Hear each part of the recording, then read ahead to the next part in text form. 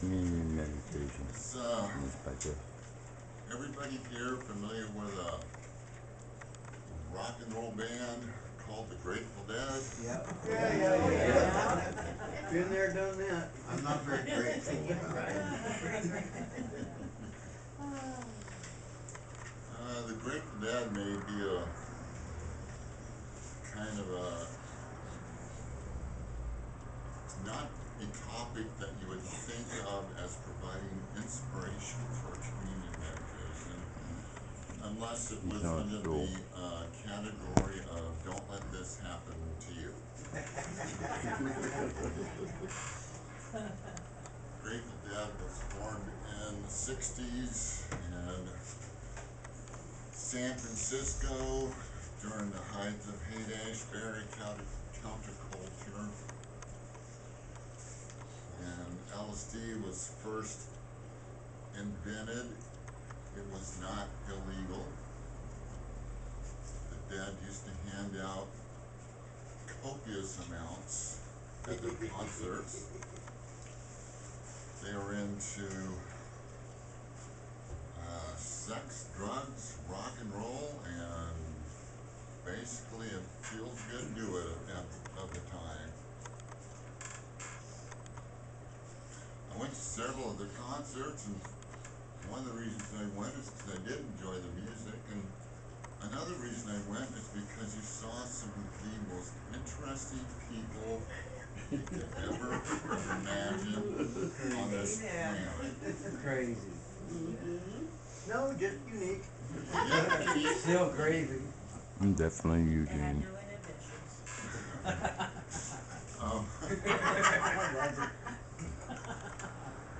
One of my favorites when I saw the Dead here at Lonesome Stadium.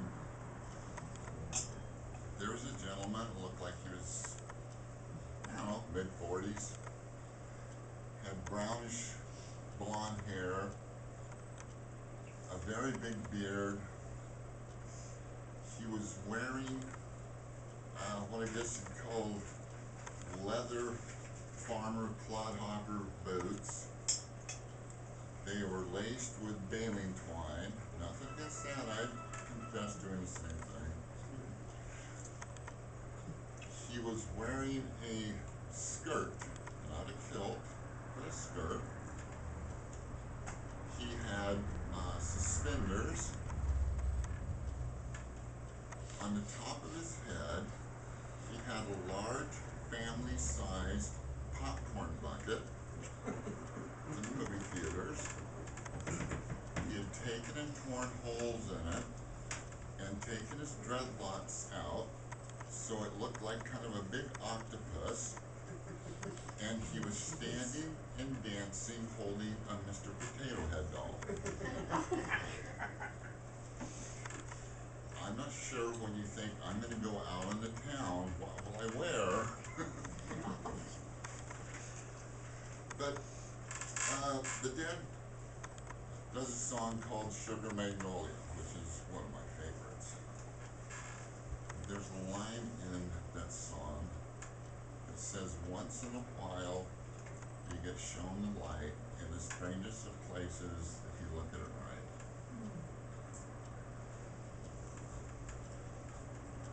I'm going to, for our my reading selection today, read one by Shel Silverstein. It's called Hector the Collector.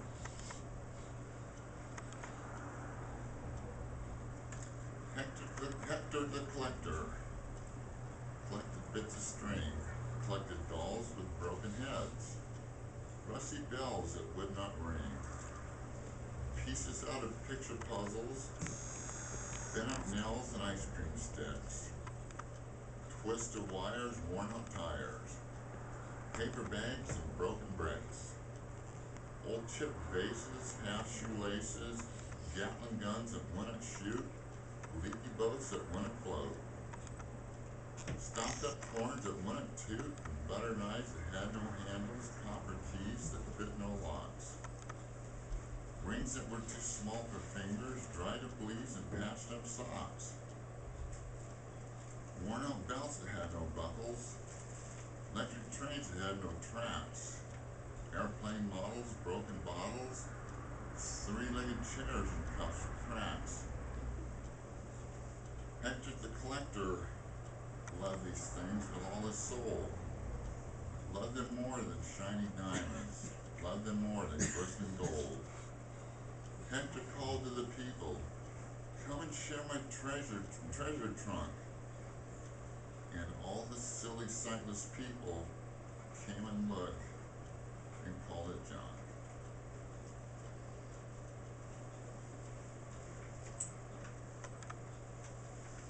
When Jesus came to earth, he gathered his apostles, those nearest and dearest to him. He could have went to the renowned, he could have went to the famous rabbis, he could have went to politicians, he could have went to rich and influential people. Well, who did he go to? I think Matthew, the hated tax collector. He picked fishermen working in a trade. And if they're like most fishermen that I've met in my life, they were kind of a pretty coarse bunch. He hung around with prostitutes. He saved the life of a lady who had committed adultery. He associated with the people that the Good People's Society said, "He's hanging out with sinners. Why is he doing that?" And the miracles in the Bible that Jesus did, the vast majority of them, they were done to lepers, to beggars, to people who had physical handicaps, deformities that put them on the fringes of society.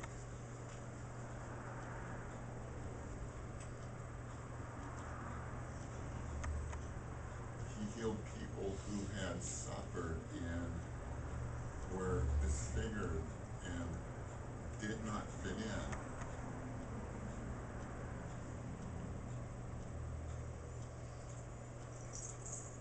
Jesus accepts all of us.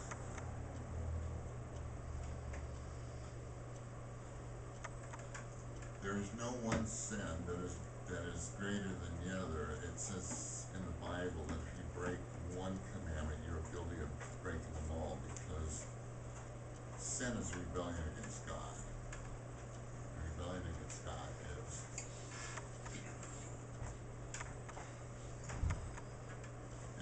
is sin, regardless of how it presents itself.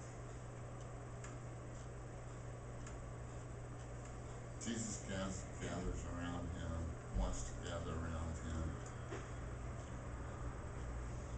people that have substance abuse problems, people that steal, people that commit adultery,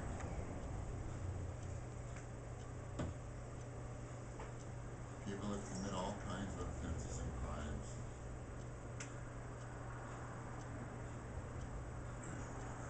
I take a good hard look at myself in the mirror sometimes.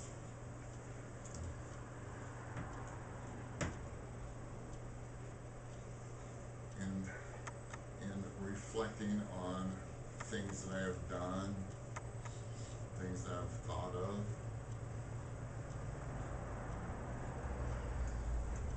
And I get this picture of the kind of things that Hector collects. Broken, worthless, useless.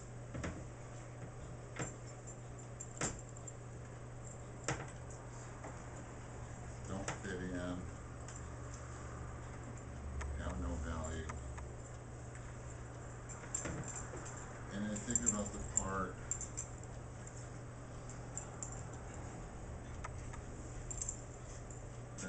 says Hector the collector, but I think of it as being Jesus.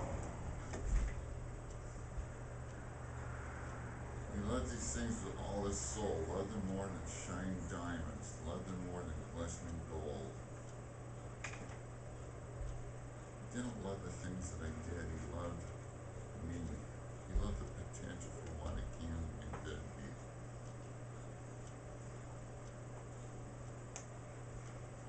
I remember the story of the prodigal son where he turns home and the father calls everyone and gathers everyone to celebrate.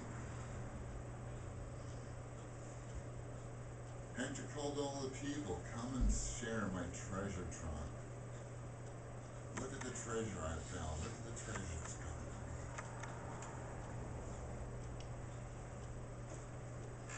That's what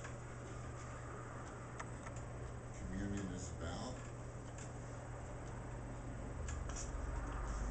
A lot of times we talk about, and rightfully so, as a time of us reflecting on Jesus and on our shortcomings and sins. But communion is a two-way thing. I think it's also a time that Jesus looks forward to because it's a chance for him to commune and get closer to the treasures he has and loves more than anything in the world.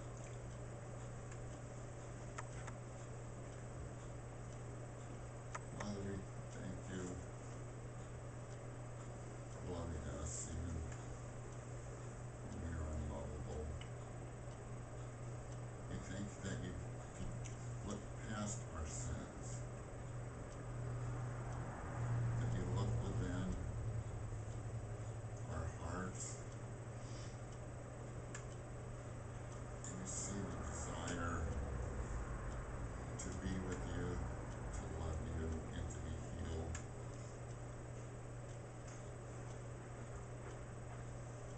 We thank you that you see the suffering and see those that are in need, such great needs.